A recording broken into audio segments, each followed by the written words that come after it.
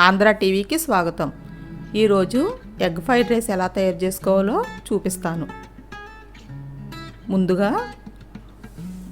ఒక glass basmati rice తీసుకుని కడిగి అరగంట సేపు నీళ్ళు పోసి పక్కన పెట్టుకోండి. తర్వాత స్టవ్ మీద గిన్నెతో వాటర్ పోసి పెట్టుకోండి. వాటర్ మరిగిన తర్వాత పక్కన పెట్టుకున్న రైస్ వేసి ఉడికించుకోండి. చూడండి, ఉడికింది. కొంచెం పొద్దునగా ఉండగా వార్చుకోండి. ఇప్పుడు ఫ్రై చేసుకోవడానికి కావాల్సిన పదార్థాలు చూద్దాం.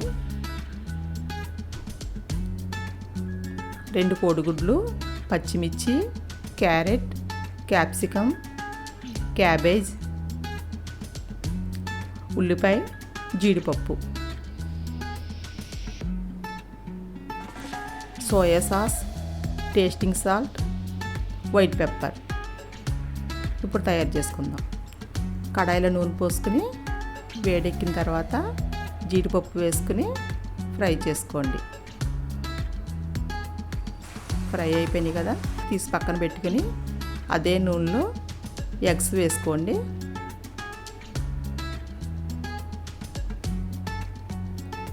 వేసుకుని ఇప్పుడు ఫ్రై చేసుకోండి.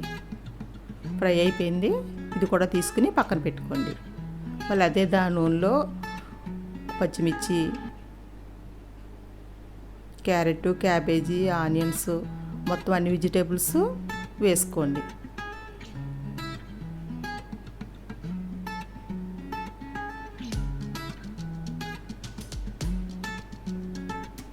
దీంట్లో కొద్దిగా సాల్ట్ వేసుకోండి, కొంచెం త్వరగా మగ్గుతుంది. సాల్ట్ వేసుకున్న తర్వాత మూత పెట్టి ఒక 5 నిమిషాల సేపు వండించండి.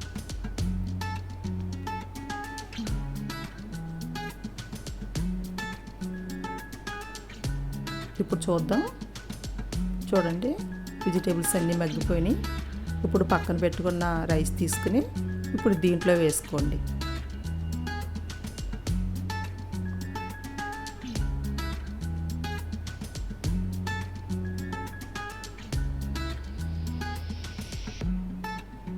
తర్వాత వైట్ పెప్పర్, టేస్టింగ్ సాల్ట్ వేసుకుని ఒక్కసారి కలపండి.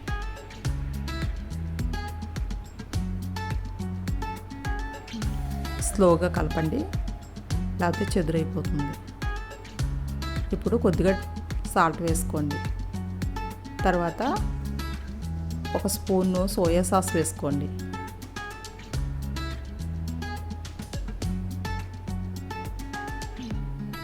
తర్వాత ఫ్రై చేసి పక్కన పెట్టుకున్న ఎగ్ వేసుకోండి.